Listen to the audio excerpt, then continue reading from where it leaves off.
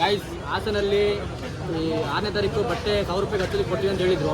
ಎಲ್ಲ fake news. ಯಾರು ಬರಕ್ಕೆ ಹೋಗಬೇಡಿ, ನೀವು ಅಲ್ಲಿಂದ ದೂರದಿಂದ ಬರಕ್ಕೆ ಹೋಗಬೇಡಿ ಆಯಿತಾ. ನಾವು 11 ಗಂಟೆಯಿಂದ ಕಾಯ್ತಿದ್ದೀವಿ, ಚಿಕ್ಕಮಗಳೂರಿಂದ ಬಂದು ಕಾಯ್ತಿದ್ದೀವಿ. 10 ಗಂಟೆಗೆ 400 ಜನಕ್ಕೆ ಬಟ್ಟೆ ಕೊಟ್ಟು ಅಂತ ಹೇಳಿದ್ದಾರೆ. ಇನ್ನು 50 ಪೀಸ್ ಯಾರು ಬರಕೋಬೇಡಿ.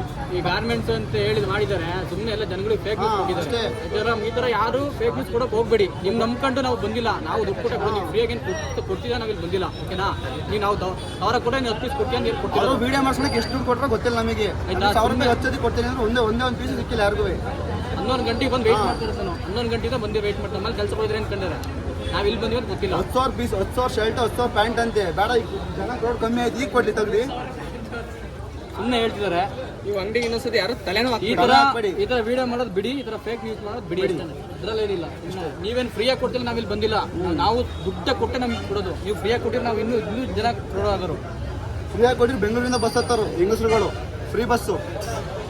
ಸುಮ್ಮನೆ ಈ ಥರ ಎಲ್ಲ ಫೇಕ್ ನ್ಯೂಸ್ ಇದು ಮಾಡಕ್ಕೆ ಹೋಗ್ಬೇಡಿ.